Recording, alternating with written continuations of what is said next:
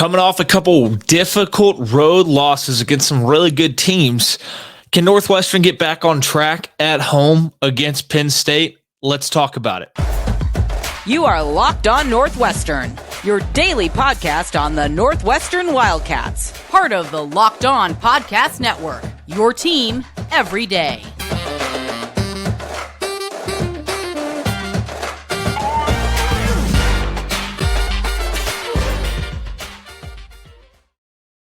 Hey, everybody, and welcome in. This is Locked On Northwestern, part of the Locked On Podcast Network, your team every day.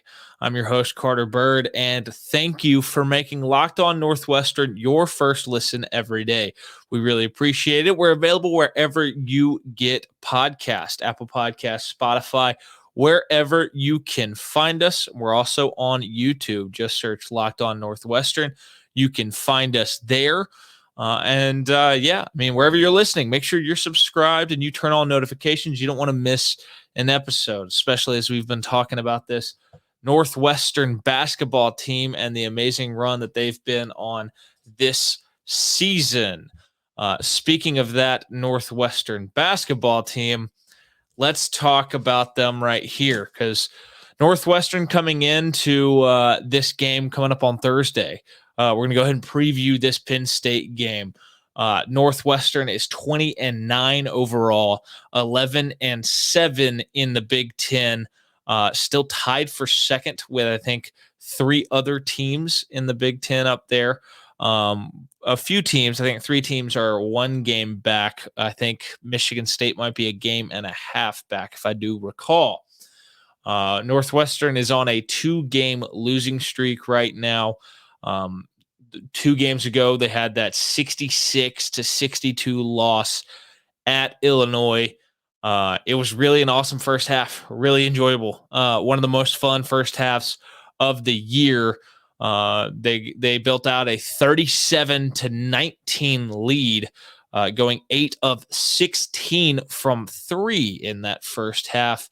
A lot of that was powered by Boo Buie, who had 22 first half points in that game, as he could not miss. He was 5 of 8 from 3, 8 of 15 from the field, 1 of 1 at the free throw line in that first half, as he got off to the best start we've seen him have all season long. That lead was helped by the fact that Illinois was 0 for 11 from 3, as they were able to limit Illinois to just 19 points in the first half. Boo Buie actually outscoring the entire Illinois team by himself in that half. Well, then the second half started, and it was a lot less fun. Let's just put it that way, because Illinois caught fire in the second half, going 13 of 24 from the field, 54.2%, 7 of 13 from 3, 53.8%, and 14 of 17 at the free throw line, 82.4%. Terrence Shannon Jr., who had been held in check in the first half, he had 24 second half points, as he actually could not miss. He was 7 of 8 from the field, 4 of 4 from 3, and 6 of 9 at the free throw line. Matthew Mayer, he had 14 points in the half as well, 2 of 3 from the field, 2 of 3 from 3, and 8 of 8 at the free throw line, as Northwestern fouled him twice from 3. Boo Buie had 13 in the second half for Northwestern, but really ran out of gas, and nobody else stepped up to help him. I mean, Brooks Barnheiser had 11 points for the game, and that was it. It was really difficult to watch, as Boo did all of the heavy lifting, and then the last 10 minutes of the game, the guy was just out of gas, and nobody else stepped up. Chase Audige had just 7 points. He's normally your number 2 go-to guy. And you also didn't get a great game out of Ty Berry or Robbie Barron or Titus Verhoeven or Matthew Nicholson. It was really Brooks Barnheiser, and that was it. It was frustrating to watch, as Boo Buie finished with 35, Barnheiser with 11, and Illinois came back with a 47-25 second half performance to win the game 66-62. The other one was a loss at Maryland, 75-69, a Maryland team that is really, really good. And it was a really competitive first half. Both teams hitting around 60% of their field goals. Northwestern, I love the ball movement. Got a bunch of open looks and hit a lot of them. Maryland on the other side just hit a bunch of difficult shots. Chase Audige got off to a hot start for Northwestern as he had 14 points in that first half. So he was 6 of 9 from the field, 2 of 3 from 3. For Maryland, Jameer Young, he had 16 points. He was 6 of 9 from the field, 4 of 6 from 3, as he matched Chase Audige in that first half. Maryland was an absurd 8 of 11 from 3 in that first half. And you just thought for sure they would not keep that up. They even hit a buzzer beater 3 to take a 41-39 lead to the half. Then when you looked at the second half, Maryland kept hitting their threes. They went 6 of 11 in the second half, which is still really good. A little bit worse than the first half, but still really good. I think that rattled Northwestern, as Maryland was pretty well balanced scoring up and down the roster, and Northwestern got rattled and lost its cool. And also, they just were really cold from the field in the second half. They went 8 of 26 from the field, the 1 of 9 from 3, only got to the free throw line 4 times, hitting 3 of them. As the flow of the offense was not as good. The ball movement was not as good. The looks were not as good. Maryland ran away in the second half, 34-20, to win the game 75-59. And that's 2 really rough losses in a row on the road, but they come to the number 33 and number 21 teams in the net rankings. As a result, Northwestern kind of stabilized around number 41 in the net. Right now, they fell to number 47 in KenPom, but they're still looking great for the NCAA tournament at that 20-9 record and 11-7 in the Big Ten, where they've matched a school record for wins, Big Ten wins to this point in the year. A chance here in the next 2 games to set a new mark with a 12th Big Ten win. Joe Lunardi kept Northwestern on the 6 seed line in his latest bracketology that got updated this morning. Jerry Palm and CBS has Northwestern as a 5 seed the last time I saw it, which is encouraging. I mean, I'm not even sure if they were going to have a 5 seed before last week. So there really was no harm in the NCAA tournament seeding, but this Northwestern team is really well primed to make the NCAA tournament and potentially have a pretty good draw where they could make a deeper run than I think some people are expecting. These next 2 games are an opportunity to improve the seeding. But obviously, first up is this Penn State team that we're going to talk about here in just 1 second. But first, we got to talk about our friends at Built Bar. Are you looking for a delicious treat but don't want all the fat and calories? Then you got to try a Built Bar. We just got through the holidays, and I know my goal is to eat a little bit healthier this year. I think I'm doing a pretty good job of that right now. If you're like me and you want to eat healthier but don't want to compromise taste, then man, I've got just the thing for you. You've got to try Built. With Built, healthy is actually tasty. Seriously, they're so delicious, you won't think they're good for you. Perfect for your New Year's resolution. What makes Built Bars so good? Well, for starters, they're covered in 100% real chocolate. That's right, real chocolate. And they come in unbelievable flavors like churro, peanut butter brownie, and coconut almond. I'm not sure how Built does it, but these bars taste like a candy bar while maintaining amazing macros. What's even better is that they're healthy. Only 130 calories and 4 grams of sugar with a whopping 17 grams of protein. And now you don't have to wait around to get a box. For years, we've been talking about ordering your Built Bars at Built.com. Now, you can find them at your local Walmart or Sam's Club. That's right. Head to your nearest Walmart today, walk to the pharmacy section, and grab yourself a box of Built Bars. You can pick up a 4-bar box of cookies and cream, double chocolate, or coconut puffs. Or if you're close to your Sam's Club, run in and grab yourself a 13-bar box with our hit flavors, brownie batter, and churro. You can thank me later, but you got to get out there and you got to try these Built bars. Also, thanks again for making Locked On Northwestern your first listen every day. Make sure you check out our brand new podcast, Locked On College Basketball. Everything you need to know about college basketball in one place. Plus, hear from big name experts, insiders, coaches, and players. Locked On College Basketball, available on YouTube and wherever you get your podcasts. All right, so let's talk about this Penn State team because they are 17-12 coming into this game on Thursday, or on actually tomorrow, rather. Holy cow. I don't know why I said Thursday earlier. Maybe because Northwestern's played so many games on Thursdays, it feels like recently. 17-12 overall, 8-10 in the Big Ten. They lost their last time out 59-56 to Rutgers at home. They choked away a 19-point second half lead. Held Rutgers to 21 first half points on 27.3 shooting. You had to feel pretty encouraged about that coming into halftime, but they went cold in the second half. Penn State did, shooting just 25.9% from the field and scoring just 25 second half points. Meanwhile, Rutgers started to heat up. They shot 50% in the second half, 14 of 28, 4 of 8 from 3 as well, as they scored 38 second half points to pull off the 59-56 victory. In the 3 games before that, Penn State had built some momentum.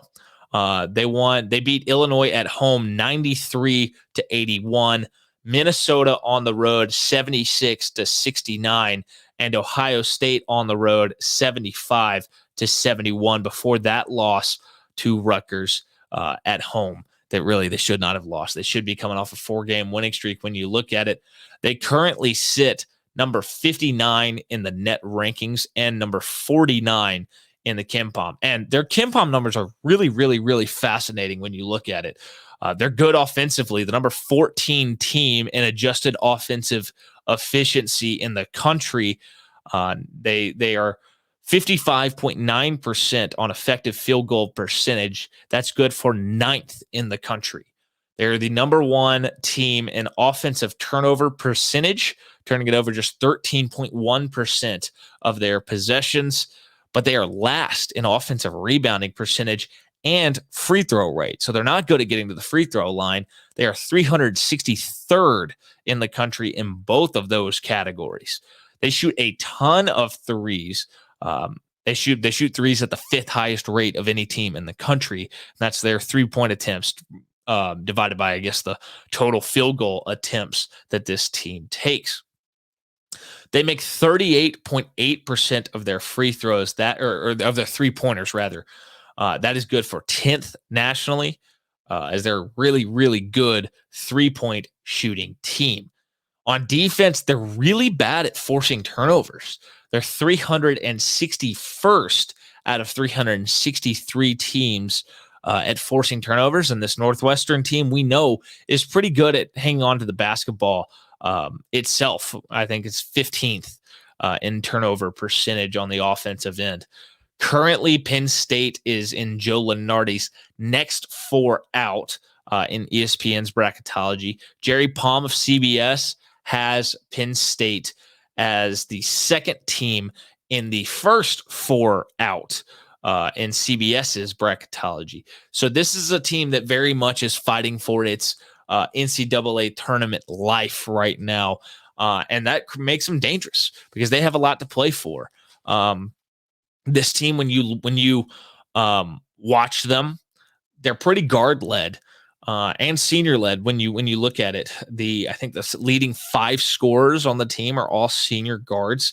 Jalen Pickett, 6'4", 202-pound senior guard, averaging 18.5 points per game, 7.3 rebounds per game, and 6.8 assists per game. He shoots 52.9% from the field, 39.6% from 3, and 80.5% at the free throw line. Next up, you have Seth Lundy, a 6'6", 220-pound senior kind of guard forward. I would say probably more of a wing kind of guy. 14.3 points per game, 6.2 rebounds per game, and 0.9 assists per game, shooting 46.1% from the field, but 41.7% from three, 79.3% at the free throw line. Next up, Andrew Funk. He is the third player on this team that averages double figures, 6'5", 188-pound senior guard, 11.8 points per game, 2.6 rebounds per game, 1.2 assists per game.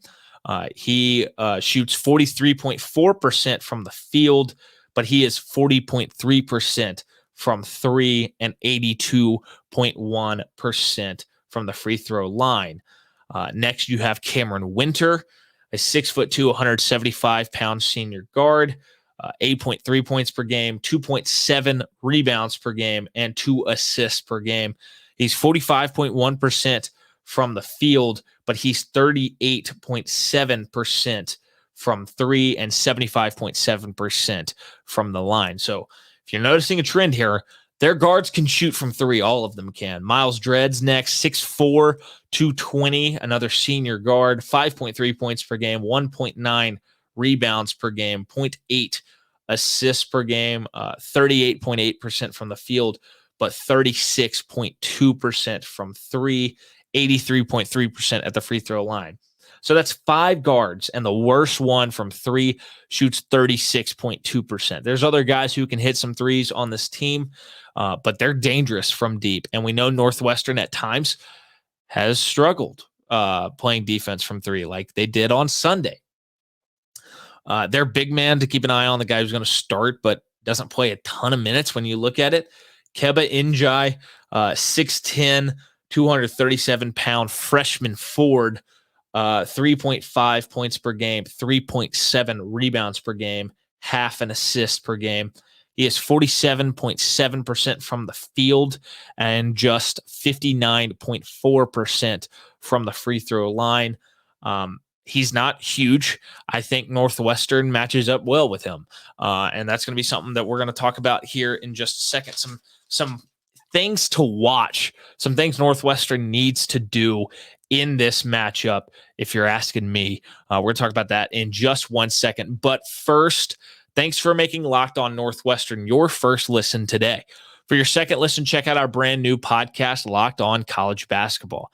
Experts Isaac Shade and Andy Patton bring you everything you need to know on and off the court. Plus, hear from big-name experts, coaches, and players throughout the basketball landscape. Locked On College Basketball, available on YouTube and wherever you get your podcast. All right, so some things that I'm going to be watching for in this game for Northwestern. First off, let's start with the two big dogs for Northwestern, Boo Buie and Chase Audige. They've kind of been hot and cold. They have not had good games at the same time. We saw Boo Buie go for 35 against Illinois. Chase Audige had just 7. We saw Chase Audige lead the way on Sunday, but we saw Boo Buie have a tough night shooting.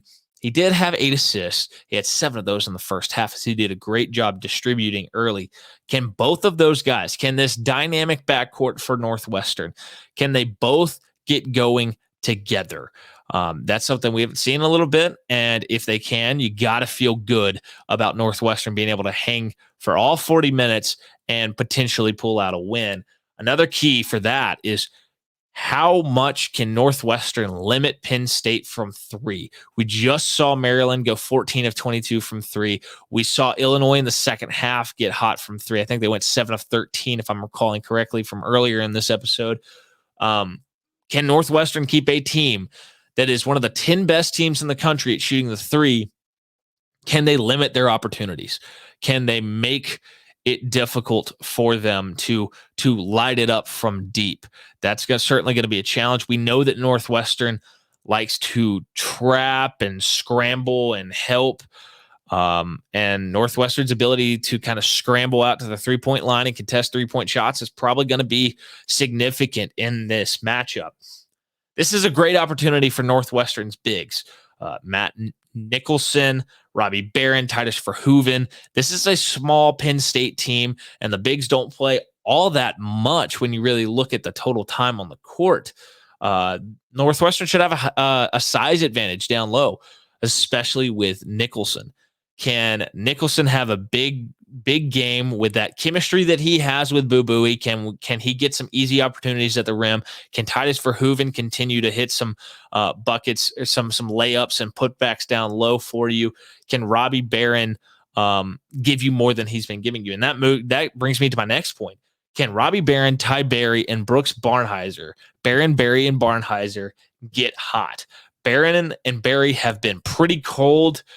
They've had a spark every now and then of a good performance, but if you get some consistency out of them on the offensive end and they start hitting their threes and they start becoming a more consistent threats, this Northwestern team can be a handful for anybody in the country. Brooks Barnhizer has been very solid. Can he keep it up? Can he continue to get better?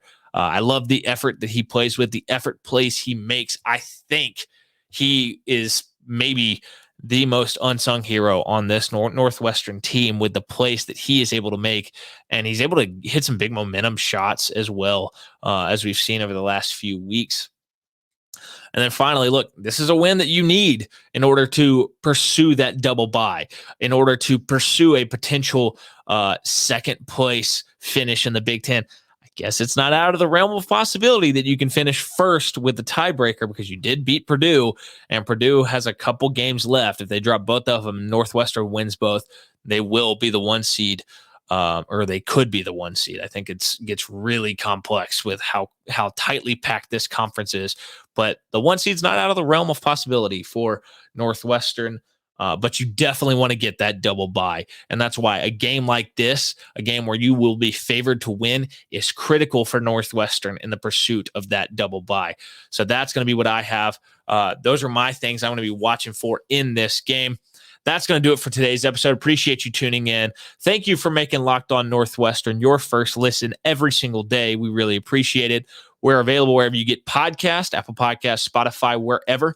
We're also on YouTube. Just search Locked On Northwestern. You can find us there. Wherever you're listening, make sure you're subscribed and you turn on notifications. You don't want to miss an episode, because we're going to continue to cover this awesome basketball team that's been so much fun to talk about all year long. I'm your host, Carter Bird. You can follow me on social media at CarterBird13, and I will see you all next time. Actually, next time, we're going to have a little crossover episode with the Locked On Nittany Lions, talking about this Northwestern Penn State game. So be on the lookout for that, but I'll see you all next time.